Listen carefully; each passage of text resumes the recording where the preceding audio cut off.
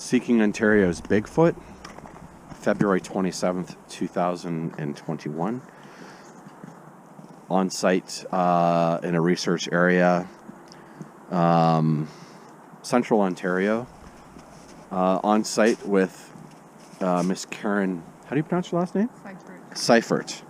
So I'm just going to ask Karen some questions regarding some of her experiences here within this particular park system.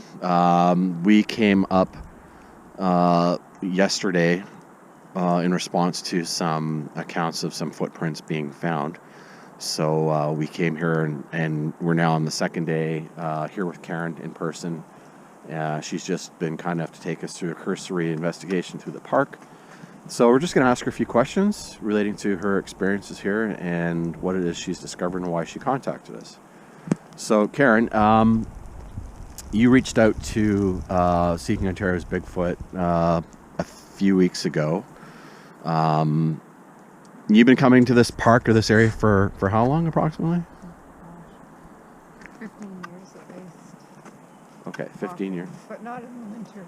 Not in the winter. No, this is the first year I've come out here in the winter time. Okay, so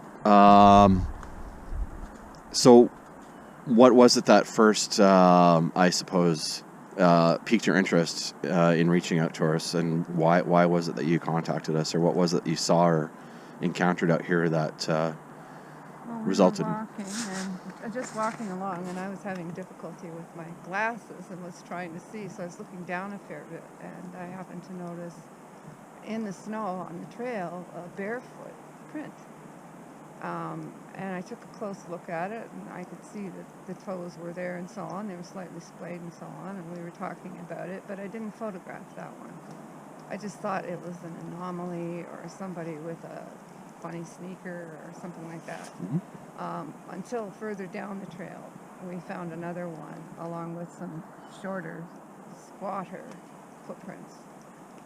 So those I photographed and decided to reach out to you because I didn't understand what it was, and since we walk here all the time, Right. thought maybe it'd be a good idea to know.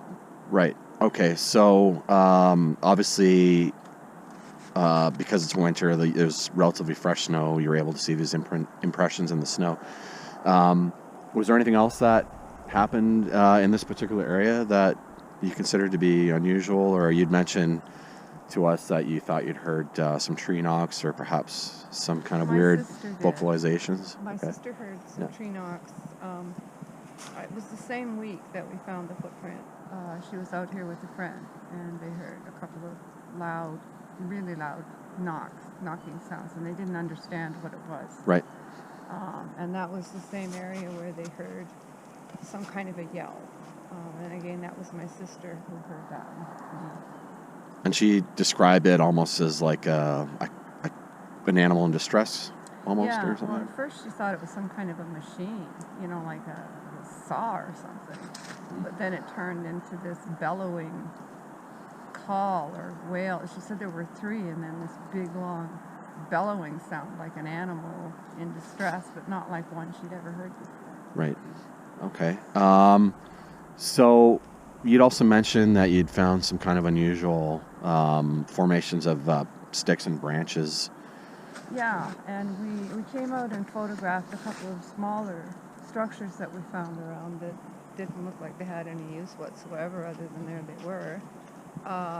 And then we came back again this week and found much larger ones, so all over the place. Okay, so stuff's been occurring on a fairly regular basis here for at least probably a month or so. About that, yeah. So that's what piqued our interest in coming here, because I know you've been in contact with one of the members regularly. So it's that kind of consistency that really kind of drew our interest in coming out. So we're going to probably spend the rest of the day in this area, perhaps branch out and find some other bottlenecks that may feed in here. And we're probably going to try some tree knocks and some recording with the parabolic later today. Did you want to add anything at all to? And this is Karen's sister. Yes. So this this is the woman who actually heard the vocalizations. If you wanted to just, perhaps in your own words, describe what it was you'd heard. Okay, so I was just walking along one of the trails, and I heard this strange sound. It was sort of coming from behind me to the left, Okay. and it was sort of a long. I can't really describe the sound. Mm-hmm. It almost like a moan though. Okay. And then after that, there were like 3 sounds right in a row that were like a sort of like a whoop. And at first I thought, what was that? I couldn't figure out what it was. What time of the day would that have happened? It was in the morning. In the morning. And it was in January. January. The first part of January. Yeah. And then we started noticing some strange looking structures.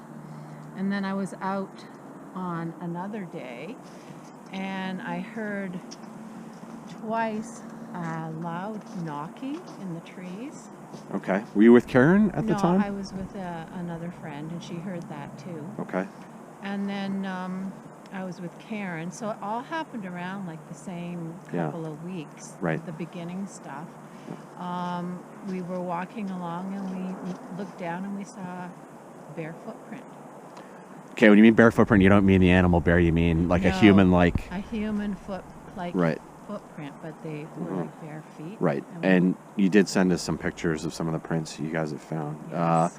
So where have you been finding most of the prints in the park? Have you been finding them in the same particular space, or are they spaced out over the park?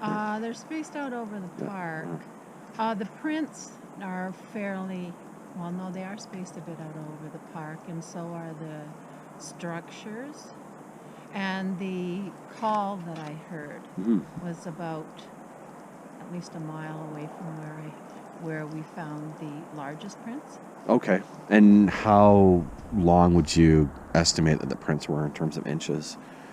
Like the size, would it be like even if you equate it to a human shoe size? Well, I don't know, at least a 15 or like okay, large, that big. Large. Okay. The original one wasn't as large as the ones that we just found. Okay. And there's significant distance in the stride that you thought was unusual.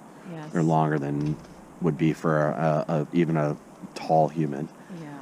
Well, my sister measured the distance. Yeah. And it was in front of one right in front of the other. Right. Okay, well that's great. I really appreciate your information, and we're going to continue our investigation here, and hopefully we can find some more tracks. Thank you. Okay, thank you. Okay, thanks. Perfect, guys.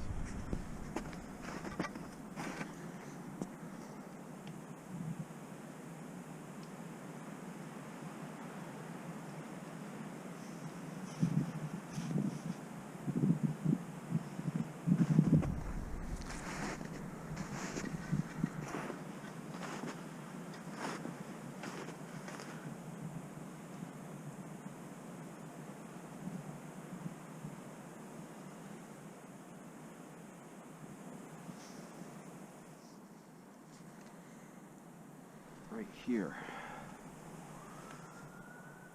This is the closest thing we found that resembles a track to us since we've been here in the last 2 days. So you have your heel down here. You have 1, 2, 3, 4, 5 toes. At least they resemble toes. The track itself is probably, it's my foot and I'm a size 10.5. So you can see in comparison it's larger than my booted foot. And this snow is hard. JP, it's really hard to make an impression in this snow. And this is quite, this is half an inch deep. Very interesting looking track. Very interesting looking track. We're around here, so this does a really good job of breaking up the profile of whatever's behind it. Yeah. It probably had, you know, before winter came in, it would have had a lot of the needles on it still, right? So it would have been really good shelter, really good cover at that point. And like with many of these things, they're not that far off the human trail. Yeah. And in the spring, you know, once you know, nature comes back to life, you can't, nothing like, you know, that one structure more complex than this that we found in the other research area. Until it was this season, didn't know it was there unless you literally walked off the trail. Yeah, and it wasn't even that far off trail. It's an oddity. Yeah. With that said, you know, on this particular day, you know, I discovered on top of a ridge something similar to constructed, but clear human presence, like a proper set, not something like this, and the stringing of a blue tarp and what looks like the, you know, the remnant of a tent. Yeah. But whoever did that clearly wasn't thinking like you would want to put that on the outside of this and tie it down. Like the person was using zap straps, so I just don't get. What was that what he's using? Hoist your tarp on the inside if you're protecting yourself from the elements, wind and rain. Yeah. Yeah. Yeah, it's. But And you. this didn't fall here. No. This was brought here.